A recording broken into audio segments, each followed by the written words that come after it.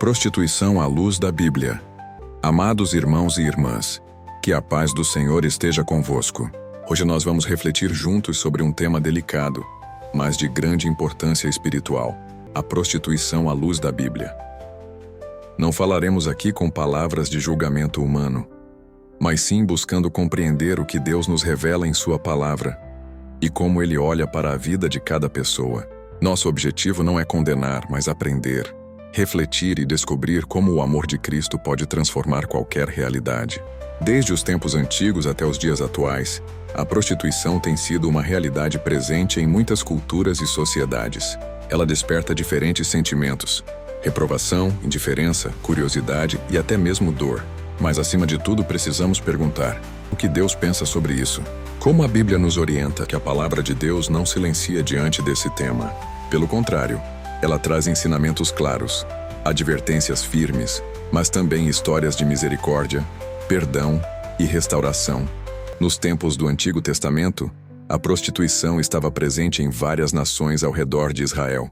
Muitas vezes estava ligada a cultos pagãos, onde homens e mulheres se prostituíam nos templos de falsos deuses. Em Levítico: não contaminarás a tua filha, fazendo-a prostituir-se, para que a terra não se prostitua nem se encha de maldade.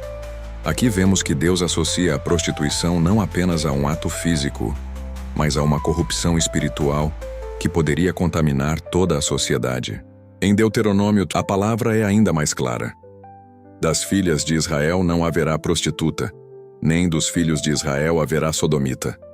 Não trarás salário de prostituta nem preço de sodomita à casa do Senhor teu Deus, por qualquer voto, porque ambos são igualmente abominação ao Senhor teu Deus. Esses textos revelam a preocupação de Deus com a pureza, com a santidade e com a dignidade da vida humana.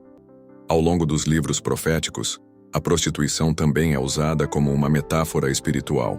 Israel, quando se afastava do Senhor para seguir outros deuses, era chamada de nação adúltera, de esposa infiel. No livro de Oséias, Deus ordena ao profeta que se case com uma mulher adúltera, para simbolizar a infidelidade de Israel. Em Oséias está escrito: vai e toma uma mulher de prostituições e filhos de prostituição, porque a terra certamente se prostituiu, desviando-se do Senhor. Isso nos mostra que, para Deus, a prostituição física também aponta para uma realidade maior: a infidelidade espiritual, dote. Sempre que trocamos o Criador por ídolos, quando colocamos outras coisas no lugar de Deus, estamos nos prostituindo espiritualmente. O Novo Testamento e o corpo como templo. Avançando para o Novo Testamento, encontramos a mesma firmeza. O apóstolo Paulo, escrevendo aos Coríntios, uma cidade conhecida por sua imoralidade, declara: não sabeis vós que os vossos corpos são membros de Cristo? Tomarei, pois, os membros de Cristo e os farei membros de uma prostituta? De maneira nenhuma. Ou não sabeis que o que se ajunta com a prostituta é um corpo com ela? Porque serão, disse, dois numa só carne. Mas o que se ajunta com o Senhor é um mesmo espírito com ele. Outro pecado que o homem comete é fora do corpo, mas o que se prostitui peca contra o seu próprio corpo.